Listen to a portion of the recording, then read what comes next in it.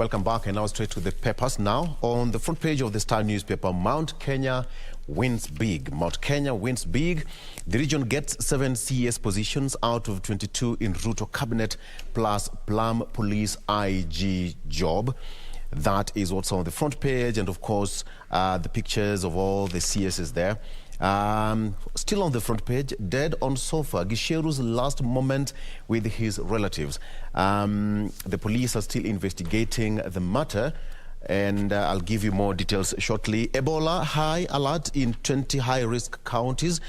Chiefs to receive updates on any visitors coming via informal routes.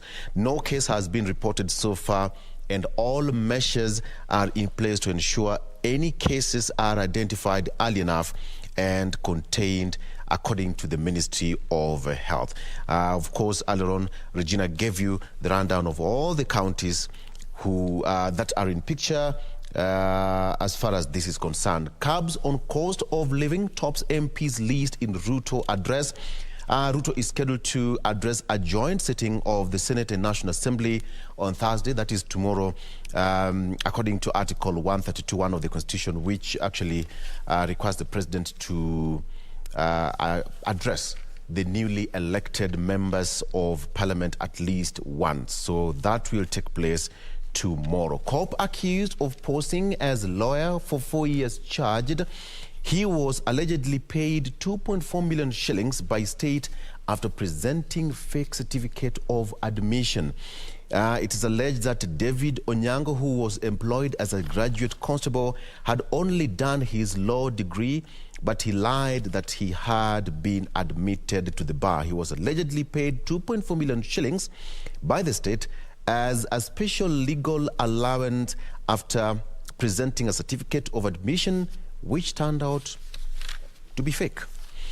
Okay. Homa Bay UDA supporters hail Ruto's cabinet list. We have got, of course, new boss in town, Eliud Owalo, who is now the ministry, the CES for ICT. And now Homa Bay residents and some UDA supporters have hailed President William Ruto. Ruto's list of cabinet secretaries. The supporters, led by County UDA Deputy Coordinator Ben Onyango, said that there was inclusivity in the list. And that is as far as that's concerned. Ruto unveils political cabinet rewards central. Navigating the delicate gender principle, Ruto assigned 7 women full ministerial portfolios as he fired nearly the entire Uhuru Kenyatta cabinet. Remember, they had their last meeting yesterday at State House, and some would argue that that was the last ritual to hand over power and not to the incoming administration. Finally, on that, Mutiambai Kinoti out as Ruto makes major security changes. Koome, a former Nairobi County Police Commander, now nominated police boss, taking part of Mutiambai, who has since gone on terminal leave. Mt.Kenya wins big as President Ruto reneges on women promise. We have the likes of Alice Wahome and many others. All right, so that is as far as that is concerned. Let me not chew too much on the bone. We'll be having this later on The Viewpoint. Jen.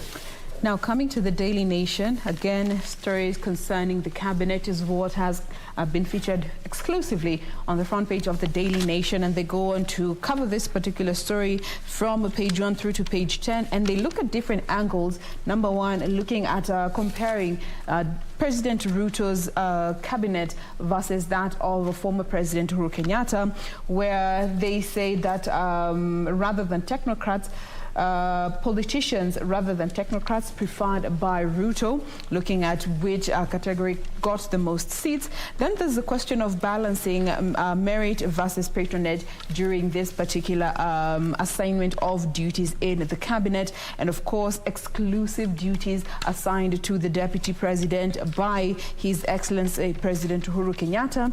And then the story of one man Mudavadi. Here they say, like the legendary phoenix, he has gained a new life by rising from political ashes. And they go on to just capture his journey since 2002, considering he has always been in the losing outfits after when it comes to every transition since 2002. And finally, he is back in government. Again, also questions of those who were awarded particular seats after shelving their bids. A good example is Kindiki, who was awarded after shelving his gubernatorial bid. And of course, some big names that are missing in Ruto's cabinet, the likes of Johnson Muthama, Ndindi Nyoro, Josephat Nanok, Hassan Omar, Okoth Obado, and David D. What next for them? Well, we wait and see. That is generally the front page of the Daily Nation for you this morning. Doreen. As we wait and see, clearly also that is what the People Daily has covered for you this Wednesday morning. Ruto cabinet takes shape, where he has mixed the fresh and the old, tried to pick women in his cabinet, sought regional balance. And on that aspect of women, this was just fall shy of what he had promised during the campaign. I talked of that 50-50 gender representation, but we saw 7 women making it to his cabinet. But even as that was happening, he also promised to introduce a women's rights agency to protect women from gender-based violence and ensure that all land transactions are consented by women. So also what is going to be looked at is perhaps those positions of PS as well as CSS, if at all that's going to be happening, whether it will feature women, to just ensure that, you know, that promise that he made is actually kept at the end of the day. So much as that is happening, tough tasks in store for the new cabinet secretary nominees. Of course, we will wait that approval by Parliament, as their names will be submitted to the Parliament for vetting. But when you look at those tough tasks, some of those issues that they're said to be grappling with that, of course, really are facing Kenyans include matters of food insecurity that makes the country to stare at a possible famine.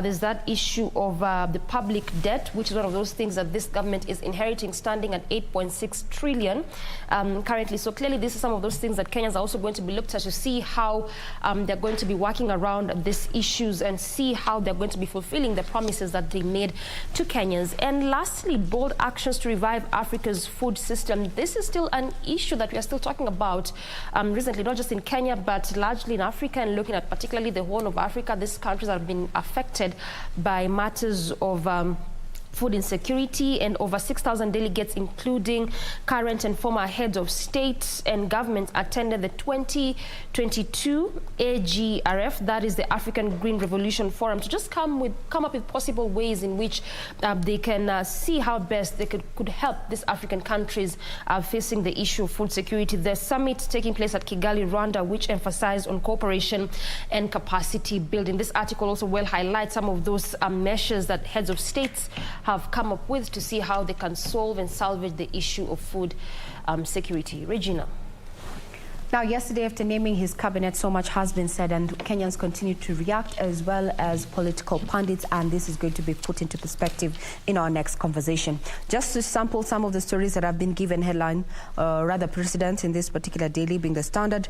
It's now the LSK wants investigations into the death of prominent lawyer Paul Geshoro expedited. And police are yet to say what killed him. That has found itself on the front page of the Standard this morning, as well as the Hustler cabinet. That's the main kicker in this particular daily there. The names vis-a-vis their pictures there, or mugshots if you like, have been printed out there. So yesterday, the president seemingly trying to avert, roles, or rather duplication and overlapping of roles between the deputy president, his deputy president, as well as the prime cabinet secretary. He outlined the roles that he would want his deputy, that is Rigathi Gachagua, to actually implement on, and these are bound to be gazetted. So the role of the deputy president is to deputize in execution of the president's functions, chair cabinet committees, oversee the implementation of cabinet decisions across ministries and state departments, coordinate intergovernmental relations between national government and county governments, chair the International Government Budget and Economic Council, IBEC, liaise with constitutional commissions, independent office in matters that require intervention by the national government, that is budgets, formulation and implementation of recommendations, as well as coordinate and supervise the implementation of development partners funded programs and projects, and last but not least, oversee the public sector reforms and any other function assigned by the president. Outlining the roles of the deputy president. I think this is also going to feature in our next discussion.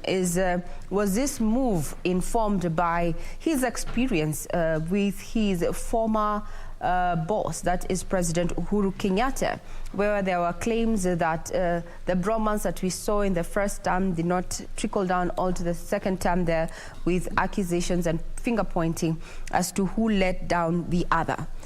Outlined roles for the deputy president also made public there by President William Ruto yesterday as he was naming his cabinet.